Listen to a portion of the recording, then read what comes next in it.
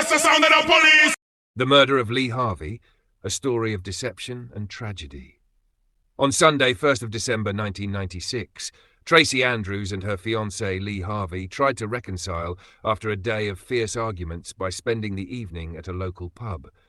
But what followed was a brutal and tragic event that shocked the country. Later that night, Andrews claimed that she and Harvey had been victims of a road rage attack near their home in Alvechurch, Worcestershire. She told police that two men in a Ford Sierra had followed them, and one had stabbed Harvey after confronting them on a remote country lane.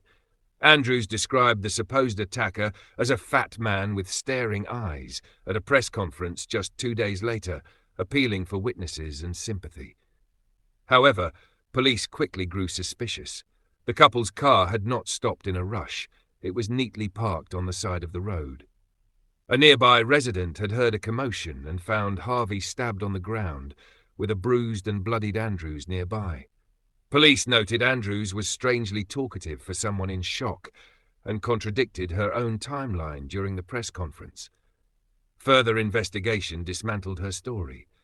A child in a nearby house had heard a loud argument between a man and a woman, no mention of a second car or male attackers. Forensic evidence showed Harvey had been stabbed 42 times, including in the back, chest, and neck. More than 80 strands of Andrews' hair were found in Harvey's hand, pulled out during what appeared to be a violent struggle. 2 witnesses also told police they saw Harvey's car alone on the road that night, no other vehicles in sight. This, combined with the lack of tyre marks on the verge and inconsistencies in Andrews' account, led investigators to believe the road rage story was a fabrication. In reality, after stopping the car during an argument, Andrews stabbed Harvey with a penknife. A bloodstain shaped like a penknife was later discovered in her boot, suggesting she carried the murder weapon afterward and disposed of it, likely during a long bathroom visit at the hospital where she was taken after the incident.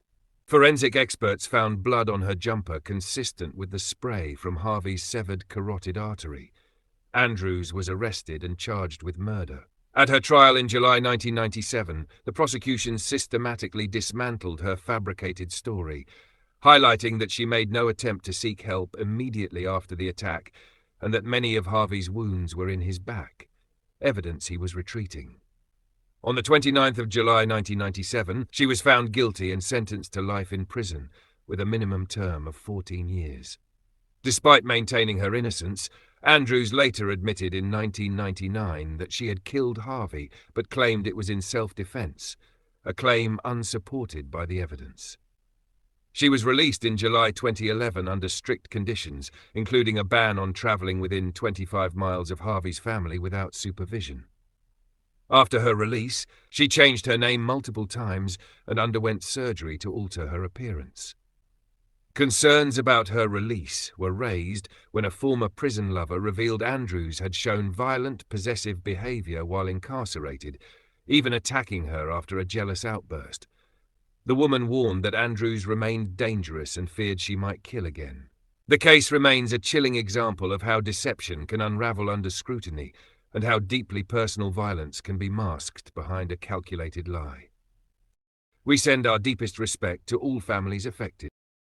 Hit subscribe, stay ahead, UK investigations first and unfiltered.